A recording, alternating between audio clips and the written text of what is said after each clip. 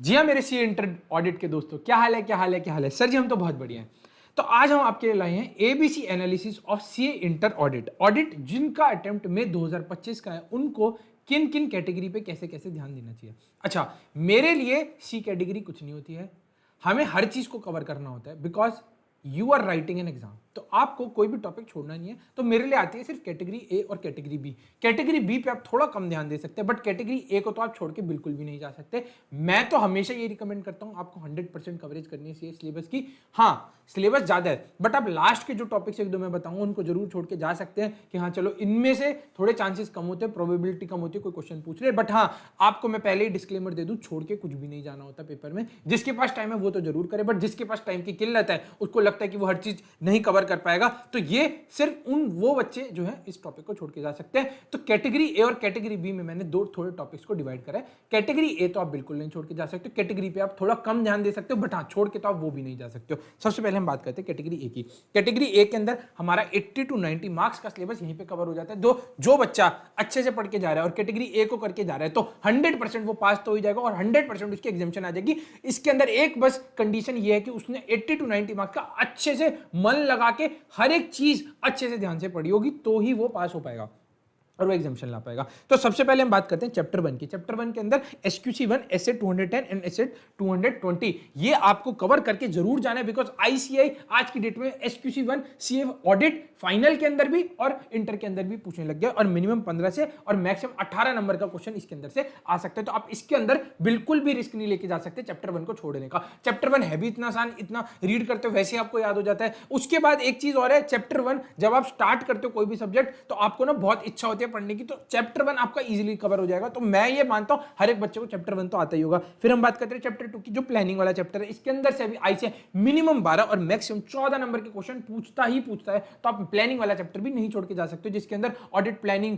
Development of audit program, इसके अंदर भी मैंने ना बहुत सारे शॉर्ट्स बना रखे जिसके अंदर आपको इनकी मेमोरी टेक्निक्स दिलवा के याद करा रखा है। उसके बाद हम करते हैं चैप्टर 3 की बात, ऑडिट डॉक्यूमेंटेशन। ऑडिट डॉक्यूमेंटेशन से भी मिनिमम आई से 5 नंबर का क्वेश्चन पूछ लेता है।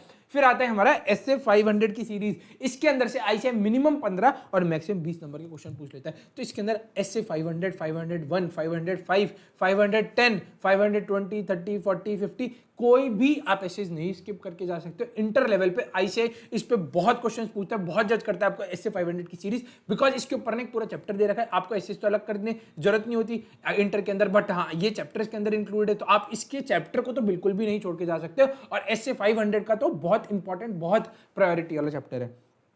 चैप्टर 4 और चैप्टर 5 में से ऐसे मिनिमम 5 और मैक्सिमम 6 नंबर तक का पूछ सकता है। तो हाँ, बट इसमें से पूछता है तो आप इस टॉपिक को भी छोड़ के नहीं जा सकते हो। फिर हम बात करें ऐसे 700 की सीरीज, जिसके अंदर ऑडिट रिपोर्ट का 700, 701, 705, 6, 10, 20 इसमें से भी आपको ऐसे नहीं छोड़ के जा सकते। आईसीआई इसमें से प्लस कारो प्लस कंपनी ऑडिट से 10 से 12 नंबर का पूछ लेता है। स्ट्रेट फॉरवर्ड क्वेश्चंस पूछ लेता है, केस स्टडी बेस्ड पूछ लेता है और एमसीक्यूज के अंदर भी पूछ लेता है। तो आप इसके अंदर से भी कोई रिस्क नहीं ले सकते। इन वाले टॉपिक्स को तो आपको कवर करके जाना ही पड़ेगा।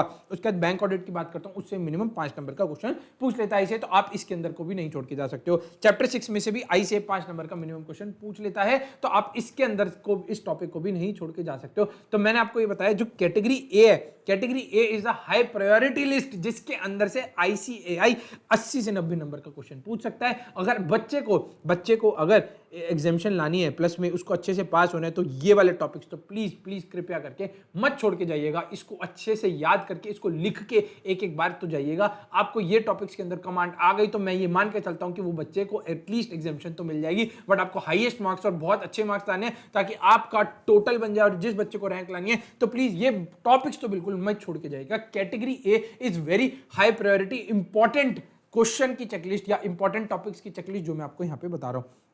अब कैटेगरी बी की बात करते हैं। इसमें से आई से 35 से 40 नंबर का पूछ लेता है। गवर्नमेंट ऑडिट 5 नंबर का, एनालिटिकल प्रोसीजर 5 नंबर का, कोऑपरेटिव सोसाइटी से भी 5 नंबर का पूछ लेता है और आइटम्स ऑफ फाइनेंशियल स्टेटमेंट से 15 से 18 नंबर का। तो अगर आप ये वाला जो कैटेगरी ए के अंदर से जो मैंने बताया 80 to 90 मार्क्स प्लस में अगर आप आइटम्स ऑफ फाइनेंशियल स्टेटमेंट्स भी पढ़ के चला जाते हैं, आपका 100 मार्क्स का जो क्वेश्चन है वो कवर कर लेता है यहाँ पे। और आप इसके बाद ये वाले जो टॉपिक्स हैं एक बार के लिए इनको कम प्रायोरिटी देके एग्जाम्स के अंदर जा सकते हैं, बट मैं कभी भी सलाह नहीं दूंगा कि इन टॉपिक्स को कभी छोड़ के जाइएगा। तो government audit, analytical procedure, cooperative society को भी करके जाना है, बट हाँ एक प्रायोरिटी कम करके जाना है। उसके बाद आइटम्स ऑफ फाइनेंशियल स्टेटमेंट्स के अंदर से भी आईसीआई पूछ लेता है। तो अगर जिन बच्चों ने ऑडिट के अंदर अपनी आर्टिकलशिप कर रहे हैं या फिर ऑडिट के अंदर आर्टिकलशिप करेंगे, उनके लिए ये चैप्टर बहुत इंपॉर्टेंट हो जाता है। और इसके अंदर बेसिक आपको ज्यादा दिमाग नहीं लगाना होता, आपको एक बैलेंस शीट या आइटम ऑफ पीएनएल या फिर बैलेंस शीट को एनालाइज करना है क्या होता है। तो आपने 12th क्लास के अंदर भी और काफी बार अकाउंट्स, टैक्स, इन सब में भी बहुत सारी चीजें पढ़ी है, तो आप उनसे अंदाजा लगा के क्या क्या हम क्वेश्चंस पूछ सकते हैं एज अ ऑडिटर, वो सारी चीजें लिख के आएंगे, तो भी आप इसमें 15 से 18 नंबर स्कोर कर लेंगे। फिर आती है ऑडिट ऑफ स्पेशल एंटिटीज। इसमें से भी जितनी भी ऑडिट होती है, होटल, सिनेमा, एलएलपी, इन सब की कैसे ऑडिट होती है, इनसे भी आईसीआई कोई एक क्वेश्चन किसी भी एक एंटिटी पे पूछ सकता है, मिनिमम 5 नंबर का। तो आप ये टॉपिक को कैटेगरी बी के अंदर डाल सकते हैं। उसका ऑटोमेटेड एनवायरनमेंट से भी आईसीआई कुछ क्वेश्चन पूछे जाए, तो इसके अंदर से भी आप मिनिमम 4 नंबर का क्वेश्चन एक्सपेक्ट कर सकते हैं। उसके बाद इंटरनल ऑडिट से भी आप मिनिमम 4 नंबर का क्वेश्चन एक्सपेक्ट कर सकते हैं। तो आप कैटेगरी बी को ऐसे पढ़ेंगे। तो कैटेगरी ए तो आप छोड़ के नहीं जा सकते, कैटेगरी बी को अंदर आप प्रायोरिटी कम देंगे, छोड़ के आप ये भी नहीं जा सकते हो। तो अगर आपने कैटेगरी ए प्लस में आइटम्स ऑफ फाइनेंशियल स्टेटमेंट्स कर लिए, तो आपके एटलीस्ट 100 मार्क्स की तो 100% कवरेज हमारी हो चुकी है। बाकी जो एडिशनल जिसके अंदर आपके ऑप्शंस के अंदर भी एक ऑप्शन हो जाएगा कि हाँ भाई आप इसको भी अटेंड कर सकते हो, तो आप उसके लिए ये सारे टॉपिक्स को 100% कवर करके जाएंगे।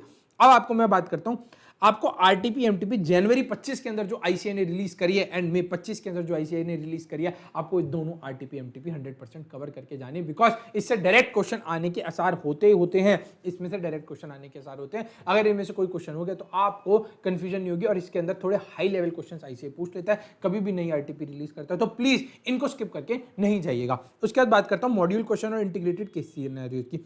मॉड्यूल के क्वेश्चन आईसीआई का 100% मॉड्यूल के अंदर जितने भी क्वेश्चन होंगे, बैक क्वेश्चंस, जितने भी एमसीक्यूज दे रखे होंगे, हमें कुछ भी नहीं छोड़ के जाने हैं। और अगर आईसीआई ने कोई इंटीग्रेटेड केस सिनेरियोज निकाले अलग से, वो भी हम नहीं छोड़ के जा सकते हैं। या फिर आईसीआई मॉड्यूल के क्वेश्चंस के पीछे जो केस सिनेरियोज है वो भी हम नहीं छोड़ के जा सकते हैं। डायरेक्ट केस सिनेरियोज भी आईसीआई ने पूछे हुए हैं मॉड्यूल के।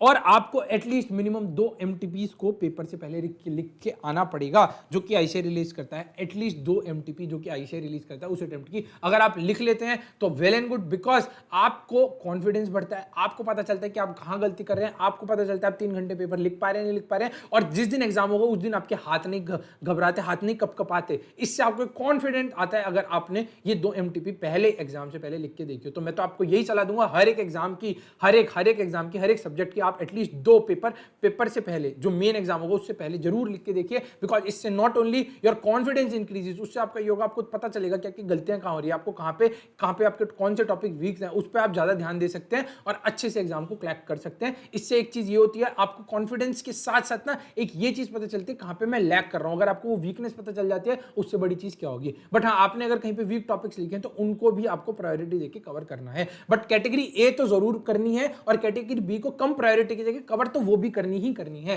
This is the disclaimer of my class. तो इसी टॉपिक के साथ आप इसी चेकलिस्ट के साथ पढ़ाई कर लीजिए और ऐसे ही पढ़ाई करते रहिए और इंटर के अंदर भी एक बारी के अंदर क्लियर करके सीए फाइनल के अंदर जाइए। उसके बाद हम सीए फाइनल के अंदर बात करेंगे। All the best to all the CA inter students. Thank you so much, take care all, love you all, bye bye.